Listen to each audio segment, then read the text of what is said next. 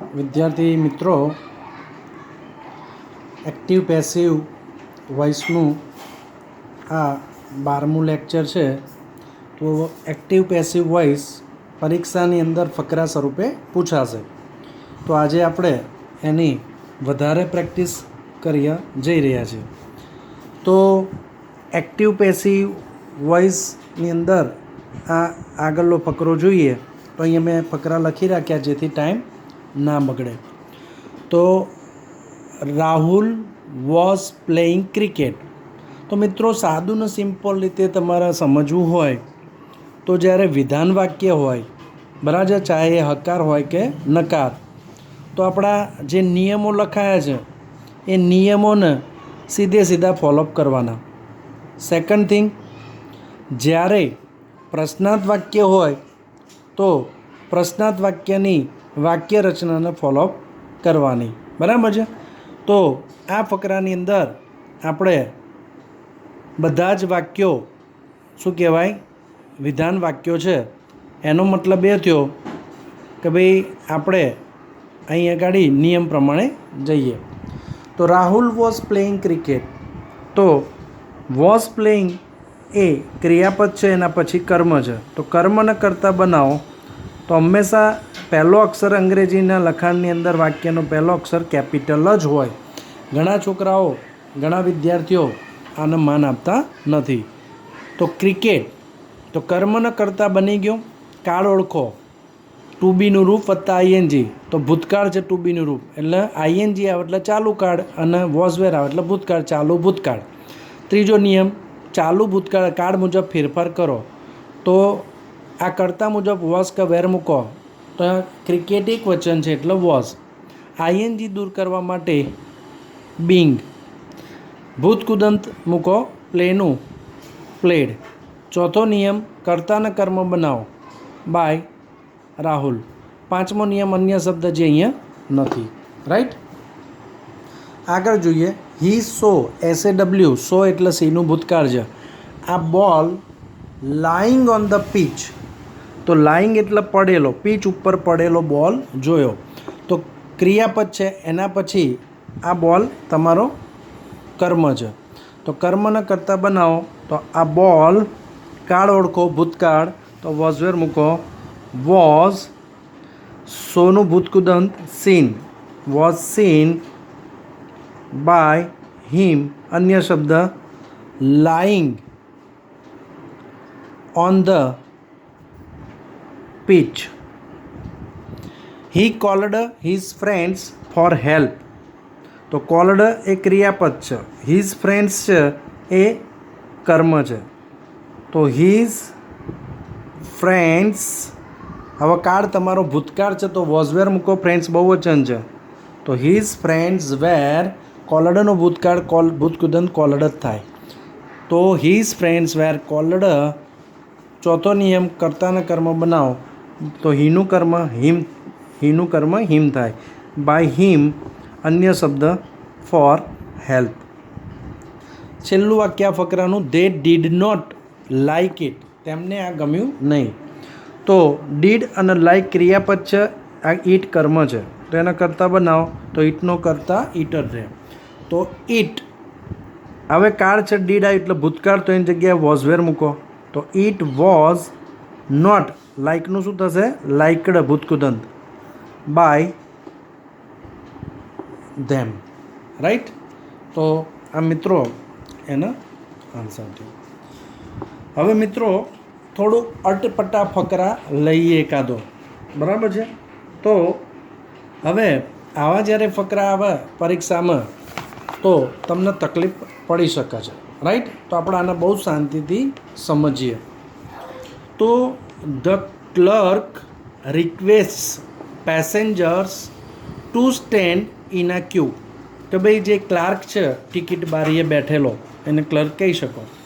તો એ પેસેન્જરોને વિનંતી કરે છે કે ભાઈ એ લોકો લાઇનમાં ઊભા રહે. તો અહીંયા આ રોજિંદી બાબત છે. આ રિક્વેસ્ટ તમારું ક્રિયાપદ છે, વિધાન વાક્ય છે, એટલે નિયમ પ્રમાણે જઈએ. તો પહેલાં વાક્યમાં તો કશું કંઈ નવું નથી. તો અહીંયા કર્મ તમારો કયો છે, પેસેન્જર્સ. તો કર્મને કરતાં બનાવો તો પેસેન્જર્સ. હવે કાળ ઓળખો, SES વાળો છે એટલે સાદો વર્તમાન કાળ. તો કાળ મુજબ ત્રીજો નિયમ ફેરફાર કરો. સાદો વર્તમાન કાળ હોય તો એમ આર મૂકો. પેસેન્જર્સ બહુવચન છે એટલે આર આવે. પછી ભૂતકૃદંત મૂકો. તો રિક્વેસ્ટનું requested, passengers are requested by the, ચોથો નિયમ કર્તાને કર્મ બનાવો, બાય ધ ક્લર્ક, અન્ય શબ્દ ટુ સ્ટેન્ડ ઇન અ ક્યુ. તો મિત્રો જ્યારે એક જ વાક્યમાં એક કરતાં વધારે ક્રિયાપદ આવી રીતે આવેલા હોય, બરાબર છે, તો એ ક્રિયાપદને ટુથી આગળ ટુ લગાવવામાં આવે છે. તો ટુવાળું જે ક્રિયાપદ છે, બરાબર છે, તો ટુ પછી હંમેશા ક્રિયાપદનું મૂળ રૂપ આવે. અને ટુ પછી જ્યારે આવું લગાવ્યું હોય, ક્રિયાપદની આગળ ટુ લાગ્યો તો હેતુદર્શક ક્રિયાપદ પણ એને કહેવાય છે. તો એની ચર્ચા આપણે ક્યારેક કરીશું. ઓકે, અત્યારે અહીંયા એનું કોઈ મહત્ત્વ નથી. હવે અહીંયાથી વિચારવાનું છે. જો હવે શું કીધું છે કે ભાઈ લાઈનમાં ઊભા રહો. And he also tells them. તો આપણે એક એક વાક્ય પકડીને એનું પેસિવ કરવાનું છે, રાઈટ. તો અહીંયા શું લખીશું આપણે? એન્ડ. તો એન્ડ તો વાક્યને જોડનારું છે એટલે મૂકી દઈએ. Okay, and he also tells them. તો ધેમ તમારું કર્મ છે, આ ટેલ્સ તમારું ક્રિયાપદ છે. તો કર્મને કરતાં બનાવો તો શું થશે? ધેમનો કરતાં શું થાય? ધે. કાળ ઓળખો, એસ કે ES વાળું ક્રિયાપદ એટલે સાદો વર્તમાન કાળ એમ ઇઝ આર મૂકો તો આર. તો ધે આર ઓલ્સો, ટેલ્સનું થાય ભૂતકૃદંત ટોલ્ડ બાય હિમ. હવે જો મિત્રો આવું અવતરણની અંદર એક વાક્ય આપ્યું છે, if you do not follow this instruction અલ્પવિરામ. તો અત્યારે આપણે આટલું જ પકડીશું કે જો તમે આ સૂચનાનું પાલન નહીં કરો, બરાબર છે, તો આપણે અહીંયા જોઈએ તો ઇફ અવતરણ એમને એમ રાખવાના, ઇફ એમને એમ મૂકો. હવે આટલું વાક્ય લો, યુ ડુ નોટ ફોલો. તો ડુ અને ફોલો ક્રિયાપદ છે મિત્રો, અને ધીસ ઇન્સ્ટ્રક્શન એ તમારું કર્મ છે, રાઈટ. તો કર્મને કરતાં બનાવો તો ઇફ ધીસ ઇન્સ્ટ્રક્શન. ઓકે, કાળ ઓળખો, ડુ આવ્યું એટલે સાદો વર્તમાન કાળ એમ ઇઝ આર મૂકો. તો ઇન્સ્ટ્રક્શન એક વચન છે એટલે ઇઝ મૂક્યું. નોટ, ફોલોનું ફોલોવડ ભૂતકૃદંત, બાય યુ અલ્પવિરામ.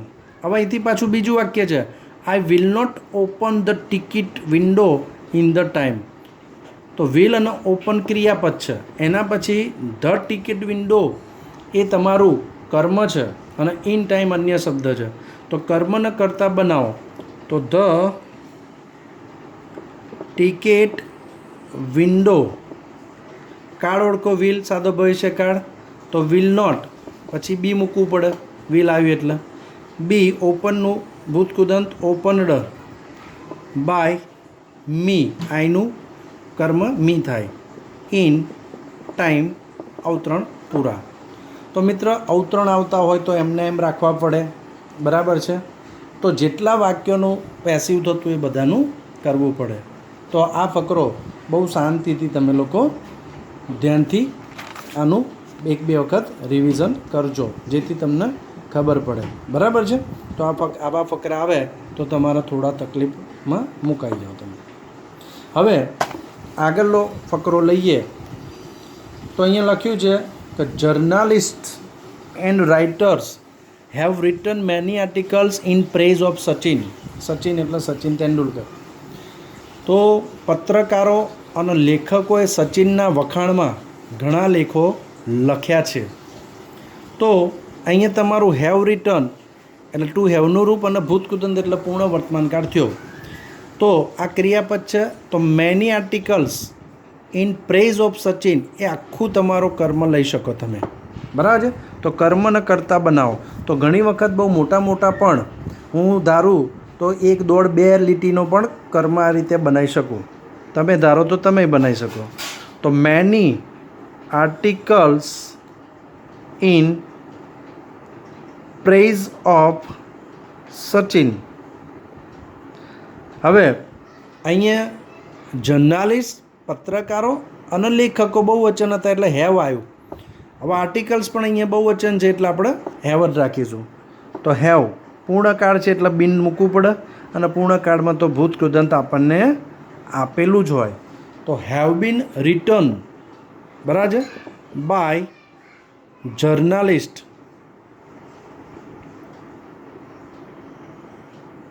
And writers.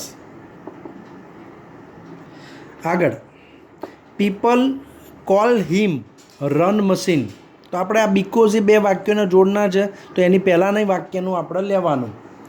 તો કોલ એ ક્રિયાપદ છે, હિમ, બરાબર છે. તો રન મશીન અને હિમ આ બંને તમારા કર્મો છે. તો લોકો શું કહે છે? Run machine. તો આ મુખ્ય કર્મ છે. કોને કહે છે? તો હિમ. હિમ એટલે તેને કોને? તો એ તેંડુલકરની વાત થાય, સચિનની. તો તમે જો પરીક્ષાની અંદર તમને હિમની નીચે લીટી દોરીને આપી હોય તો કમ્પલસરી તમારે હિમથી બનાવવું પડે. જો રન મશીનથી તમને આપી હોય તો તમારે કમ્પલસરી રન મશીનથી બનાવવું પડે. તો આપણે અહીંયા રન મશીનથી બનાવીએ. તો રન મશીન, ચલો કાળ છે સાદો વર્તમાન કાળ, ઇઝ કોલ્ડ ટુ હિમ. તો મેં ઘણી વખત કહેલું છે કે જ્યારે બે કર્મ હોય તો ગૌણ કર્મને ટુ લગાવવો પડે. હવે અહીંયા પીપલ હોય તો બાય પીપલ તમે ભૂલથી લખી નાખો તો ખોટું કહેવાય. અહીંયા ધ્યાન આપજો, કેમ કે આપણે નિયમોમાં છે કે પીપલ હોય તો એ કર્તા તરીકે હોય તો એના કર્મમાં બાય પીપલ લખાય નહીં. રાઈટ? ઓકે. બીકોઝ, તો આપણે આગળ જોઈએ. તો બીકોઝ કેમ કહે છે? Because he has made the highest runs in ODIs. ODIs એટલે વન ડે ઇન્ટરનેશનલ્સ, બરાબર છે. તો હેઝ મેડ તમારો કાળ છે, વર્બ છે, ક્રિયાપદ છે, જે પૂર્ણ વર્તમાન કાળ સૂચવે છે. ધ હાઈએસ્ટ રન્સ એ તમારું કર્મ છે. તો અહીંયાથી આપણે કર્મને કરતા બનાવીએ તો બીકોઝ ધ હાઈએસ્ટ રન્સ, ચલો કાળ પૂર્ણ વર્તમાન કાળ. તો શું કરવાનું? હેઝ કહેવું, રન્સ બહુવચન આવ્યું એટલે હેવ મૂકવાનું. તો બહુવચન તમારો કરતા હોય તો હેવ આવે, એક વચન કરતા હોય તો હેઝ આવે. તો અહીંયા આગળ હીની જોડે હેઝ આવ્યું હતું, પણ અહીંયા રન્સની જોડે હેવ થઈ જાય ઓટોમેટિકલ. તો આ તમને કોઈ કહેવા ના આવે, આ બેઝ છે, બરાબર છે. એક હું આશા રાખું છું આ તમને ખબર જ હશે. The highest runs have been, મેડનું ભૂતકૃદંત, મેડ અહીંયા પૂર્ણકાળમાં ભૂતકૃદંત આપેલું જ હોય, made by him in ODIs, one day internationals. છેલ્લું વાક્ય આ ફકરાનું, we can never forget this contribution. તો અહીંયા કેન અને ફોરગેટ એ તમારું ક્રિયાપદ છે, ધીસ કોન્ટ્રીબ્યુશન કર્મ છે, એને કરતા બનાવી દઈએ. તો ધીસ કોન્ટ્રીબ્યુશન કેન, અન્ય શબ્દ નેવર, કેન આવે એટલે બી મૂકવું પડે, બી ફોરગેટનું ફોરગોટ.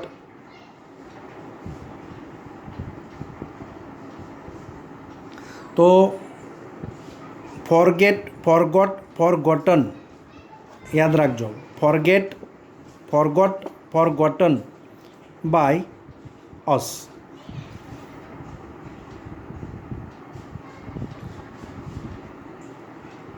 તો આ વસ્તુ ધ્યાન આપજો. આગળનો ફકરો જોઈએ, 9મો. Trees give us many things. તો અહીં પણ બે કર્મો આવ્યા. તો આપણે ગઈ વખતે મુખ્ય કર્મથી બનાવ્યું હતું, આ વખતે આપણે ગૌણ કર્મથી બનાવીએ. તો અસનું કરતા થાય વી. ગીવ મૂળ ક્રિયાપદ છે એટલે સાદો વર્તમાન કાળ. તો એમિઝાર મૂકો તો વી જોડે આર આવે. તો વી આર ભૂતકૃદંત મૂકો, ગીવન મેની થિંગ્સ, કર્તાને કર્મ બનાવો, બાય ટ્રીઝ. ઓકે. બીજું વાક્ય લઈએ, દે પ્રોવાઈડ શેલ્ટર ટુ બર્ડ્સ. તેઓ પક્ષીઓને છાંયડો આપે છે, બરાબર છે. તો શેલ્ટર આપણું કર્મ થશે, શેલ્ટર. કાળ છે સાદો વર્તમાન કાળ. તો is provided by them to birds, એટલે વૃક્ષો દ્વારા. અહીંયા પ્રશ્નાર્થ ચિહ્ન આવ્યું તો વાય એમનું એમ મૂકો, WH વાળું. શુડ પણ એમનું એમ આવશે. વાય શુડ, હવે કર્મ તો આ કટ ક્રિયાપદ છે, તો આ કર્મ છે એને કરતા બનાવે, તો why should they be, should છે એટલે બી મૂકવું પડે, બી ભૂતકુદંત કટનું કટર રહે ભૂતકુદંત. Why should they be cut down by us, તો કટ અને ડાઉન બરાબર છે, એ ભેગું લેવાનું છે. તો જ્યારે આવા બે જુદા જુદા શબ્દોથી કોઈ ક્રિયાપદ બનતું હોય તો એનું જે બી એસ ઈડી કે ભૂતકુદંત કંઈ બી બનાવવું હોય તો એ પહેલા શબ્દવાળાને આપવું પડે. જેમ કે ફોર એક્ઝામ્પલ કે ભાઈ ક્લાઇમ્બ અપ, તો આ બે શબ્દોથી ક્રિયાપદ બન્યું, તો આપણે એસ આપવો છે તો ક્લાઇમ્બ્સ અપ, ઈડી લગાવો છે તો ક્લાઇમ્બડ અપ, તો આવી રીતે થાય. બરાબર છે? ઓકે, આગળ જોઈએ મિત્રો. તો સ્ટુડન્ટ ઉલટ પ્રશ્ન આવ્યું, તો સ્ટુડન્ટ કર્મ છે આપણો મોર્ટ્રીસ, તો સ્ટુડન્ટ મોર્ટ્રીસ, શુડ આવ્યું એટલે બી લગાવો, be grow grew grown, be grown by us. તો આ તમારું આજનું લેક્ચરના 4 ફકરા આપણે અહીં પૂરા કરીએ છીએ. હવે આપણે હોમવર્કમાં હું સમજાવી દઉં. તો અહીં લેક્ચર 12નું હોમવર્ક છે આપણું, બરાબર છે. તો he spread the rumour, rumour એટલે અફવા, તે અફવા, તેણે અફવા ફેલાવી. The male hen lays eggs, આ તમારું લેનું આગળ આવી ગયું, ભૂતકુદન લેડ થાય, બરાબર છે. આ સ્પ્રેડ છે, તો સ્પ્રેડ એનું ભૂતકુદન સ્પ્રેડ જ રહેશે, લેઝનું લેડ થશે, ફાઉન્ડેડનું ફાઉન્ડેડ રહેશે, હેડનું હેડ રહેશે. તો જો આ હેડ એક ક્રિયાપદ તરીકે આવ્યું છે, ધ્યાન આપજો. એના પછી અહીં લાઇક છે એનું ભૂતકુદન લાઇકડ થશે, પ્રોડ્યુસડનું પ્રોડ્યુસડ થશે,